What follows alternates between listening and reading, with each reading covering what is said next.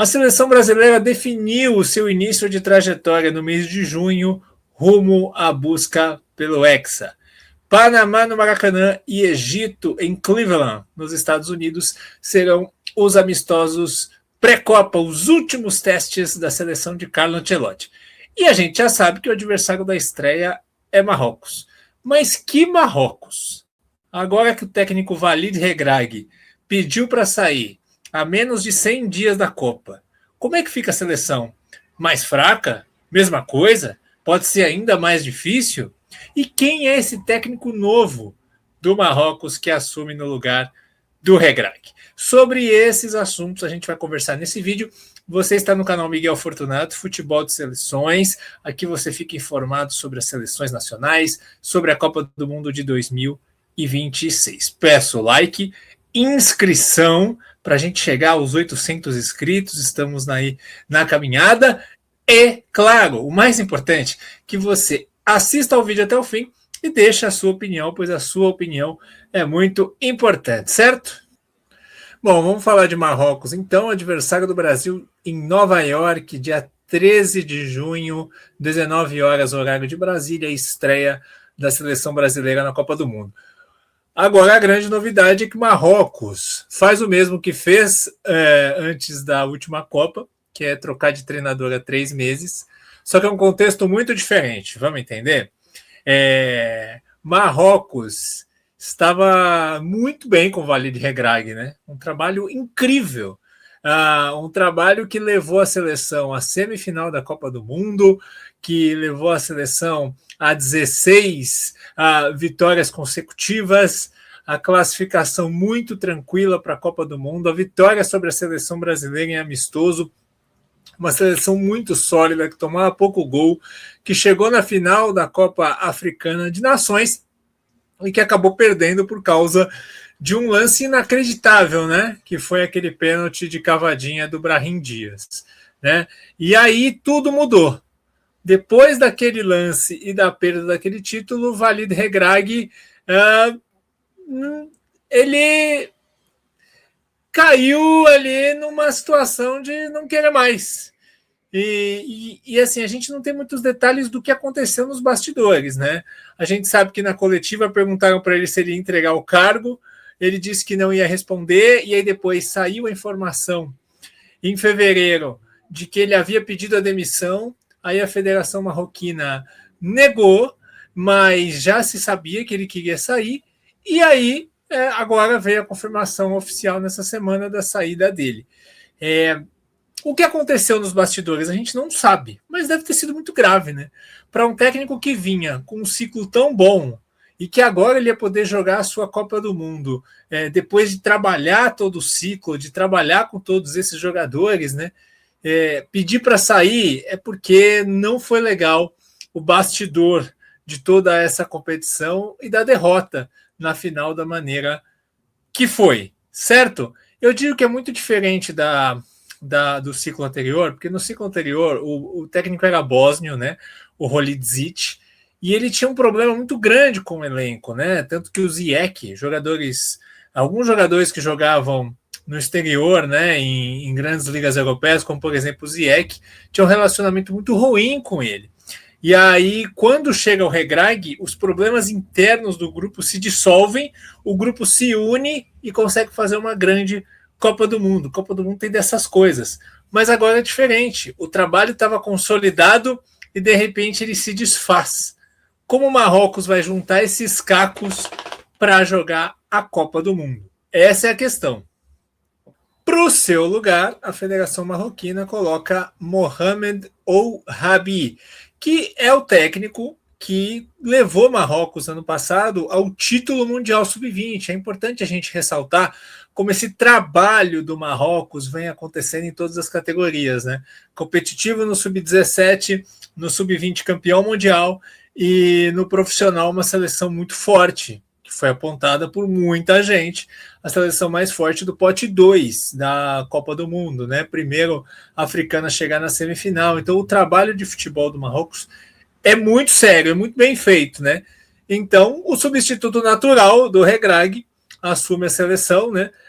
O Rabi, ele tem 49 anos, ele nasceu na Bélgica, mas tem família marroquina, né, o que é muito natural nos dias atuais, né, nessas últimas décadas, por causa do processo de imigração. E o Rabi, ele começou trabalhando na Bélgica.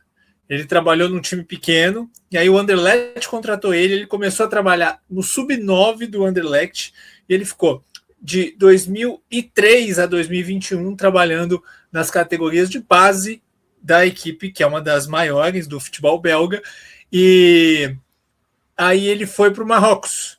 Ele foi até assistente técnico do profissional do Anderlecht por um período, e aí ele foi para o Marrocos trabalhar nas categorias de base da seleção marroquina, né? Combinando nesse título incrível.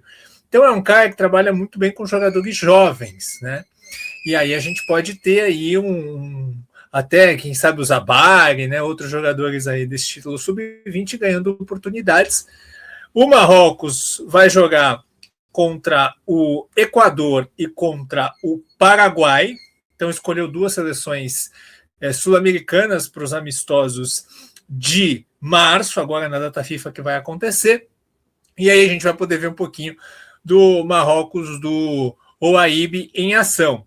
Mas assim, não é muito diferente, tá? Como é um projeto, como é uma coisa trabalhada, com identidade, não é uma coisa que vai mudar muito da água para o vinho. Porque a gente já falou em vídeos anteriores aqui qual que era o segredo do Marrocos. É um time que ele te pressiona de vez em quando, mas ele gosta de marcar em bloco médio. Ele faz ali meio que uma parede com 3, 4 jogadores ali para evitar que as linhas de passe passem e você ou tenha que dar o bicão, ou então você tem a dificuldade de penetrar ali na saída de bola. E aí eles conseguem roubar a bola e sair em velocidade. E a gente viu na Copa Africana de Nações que o Marrocos ele se sente muito melhor quando o adversário dá campo para ele jogar, para ele poder contra-atacar em velocidade, quando ele tem que furar uma defesa postada. Então é mais ou menos a mesma coisa. Se a gente olhar para a Copa do Mundo Sub-20, por exemplo, nas quartas de final, o Marrocos do Ouahibi ganhou com 29% de posse de bola de 3-1 dos Estados Unidos. Então dá para ter uma noção de que, assim, se for mudar alguma coisa, talvez a gente tenha um Marrocos mais reativo do que o Marrocos do Regrag, que procurava roubar a bola e jogar. Roubar a bola e jogar. Mas o estilo de marcação e de tentar surpreender em velocidade o adversário provavelmente deve continuar. Mas, assim, pode ser que com o Ouahibi o Brasil enfrente um Marrocos ainda mais defensivo, com menos espaço. E talvez isso seja mais difícil. Mas pode acontecer também do Marrocos precisar fazer gols em jogos contra a Escócia, contra o Haiti e tenha menos repertório, porque são seleções que vão se defender mais. Então é tudo no campo da incógnita. E como que vai estar mentalmente a seleção marroquina depois do que aconteceu na final? Seu treinador saiu. Como que os marroquinos, os jogadores, vão estar mentalmente preparados para enfrentar o Brasil e para enfrentar o grupo na Copa do Mundo? Então, tudo isso é difícil de saber. A gente vai começar a entender nos amistosos e vai entender de fato quando a bola rolar. Bom, e falando agora da preparação da seleção brasileira para a Copa do Mundo, o Brasil vai enfrentar Panamá e Egito como seus amistosos pré-Copa em junho, né? Em março serão França e Croácia, lá nos Estados Unidos, e em junho, já com a convocação, teremos os jogos contra Panamá e Egito. Vamos lá. O Panamá vai ser no Maracanã no dia 31 de maio. 31 de maio é um domingo e é um dia depois da final da Champions. Então, assim, alguns jogadores não estarão presentes, né? Vamos ver como é que vai ser a liberação, por exemplo, de times do Campeonato Brasileiro, né? Por exemplo, jogadores que jogam lá na Arábia Saudita, como é que vai ser isso? Os que jogam na Europa não estarão ainda com a seleção jogadores que estiverem na final da Champions. Mas quem já tiver encerrado as suas participações nas ligas europeias já vai estar.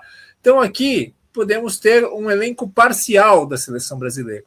E o Maracanã é o palco desse jogo, e é interessante porque assim, o Brasil jogando no Maracanã é o templo do futebol brasileiro, né? É uma despedida do torcedor brasileiro, esse contato com o calor humano com o povo antes de viajar para a Copa, o que é sempre muito legal. E você jogar no Rio de Janeiro é estratégico pela questão de você fazer o treino na Granja Comari, em Teresópolis, onde o Brasil tem a sua estrutura, o seu CT. O Brasil treina lá, se prepara, faz ali os testes físicos, a recuperação física que for necessária, joga no Maracanã, treina mais uns dias e depois viaja rumo aos Estados Unidos, né? A ideia nesse jogo, segundo declarações de diretores da CBF, principalmente o Rodrigo Caetano, é que fosse contra uma seleção não classificada para a Copa. Mas acho que não foi possível. Surgiu aí o Panamá, que está classificado para a Copa. Mas talvez seja até melhor, né? Porque esses jogos pré-Copa são jogos onde você não vai colocar o pé em todas as divididas, você fica meio receoso de se machucar, de perder a Copa do Mundo, de acontecer qualquer coisa assim. Se você enfrenta uma seleção que está na Copa, os jogadores adversários têm a mesma sensação, né? Pô, vou jogar, mas vamos segurar, fica naquela coisa, né? É porque a Copa do Mundo está aí há algumas semanas de começar. Então tem isso. Se você pega uma seleção que não se classificou para a Copa, ali ela pode entrar com o espírito de final de Copa do Mundo para ela. Quero ganhar do Brasil, e aí isso pode acabar prejudicando. Então, acho que o Panamá no Maracanã fica de bom tamanho. É uma seleção que fez um bom ciclo para os padrões Panamá, né? Eu falo muitas vezes. Fez final de Liga das Nações, lá com CONCACAF, se classificou no seu grupo, classificou para as quartas de final da Copa América. Tem alguns bons valores, é uma seleção que tem jogadores rápidos na ponta, que se defende bem. Eu acho que é um teste interessante para o Brasil fechar o seu time. E o último jogo vai ser a uma semana da estreia, vai ser no sábado, dia 6, já em Cleveland, né? O Brasil vai jogar na costa leste, né? Então Cleveland fica um pouquinho mais para o centro, mas não é tão longe ali de onde deve ser a base do Brasil ali para a Copa, né? Então fica meio próximo. Então você vai jogar em Cleveland, jogo contra o Egito, e assim, não dá para falar que Egito e Marrocos são a mesma coisa, tá? Porque vai ter muita coisa. Escola africana. O Egito é o Egito, o Marrocos é o Marrocos. Não parece esse negócio de escola africana. Tem algumas semelhanças, mas são times que jogam de jeitos bem diferentes, né? O Egito é um time muito mais lento, mais pesado, mas que tem, em coincidência com o Marrocos, um contra-ataque rápido, né? Se você deixar um Salah, um Marmouche escapar em velocidade, é complicado. Então, assim, o Egito é a base do Al-Ahly com o Marmouche e Salah, é mais ou menos isso. É um time que compete bem, e aqui vamos ver o que a gente... É difícil projetar esses jogos, porque o que vai ter de titular do Brasil nesse jogo a uma semana da estreia, e o que vai ter de titular do Egito, né? Mas eu acho que é um teste, mesmo que seja um jogo com muitas reservas, eu acho que o Egito é um teste competitivo para o Brasil, entendeu? Porque até que o Brasil já teve Copas que ele jogou com times insignificantes, né, perto do início da Copa, né? Em 90 jogou contra a seleção o combinado da Úmbria e perdeu esse jogo, inclusive, né? Em 2006 jogou contra o Luzerne da Suíça, sabe? Em 2002 jogou contra a Malásia, a Catalunha. Tudo bem que 2002 foi campeão, né? Aí você vai falar que não foi bom. Mas assim, é um jogo que vai dar competição. De repente, se o Ancelotti precisar ainda fazer algum teste, quero testar algum jogador, quero testar algum sistema, você vai ter um adversário que apresenta um nível de competitividade interessante. Então, acho que a seleção brasileira escolheu aí bons adversários para finalizar o seu ciclo na Copa do Mundo. E você? O que você acha? Você acha que o Marrocos agora é mais fraco ou ficou a mesma coisa agora que mudou de treinador? E você acha que Egito e Panamá são bons testes para o Brasil? Você acha que não faz diferença? Você acha que são testes ruins? Quero saber a sua opinião sobre esses temas. E te convido a navegar aqui pelo canal, porque tem muito vídeo bacana sobre não só a seleção brasileira, mas sobre Copa do Mundo em geral. Um grande abraço e até o próximo vídeo.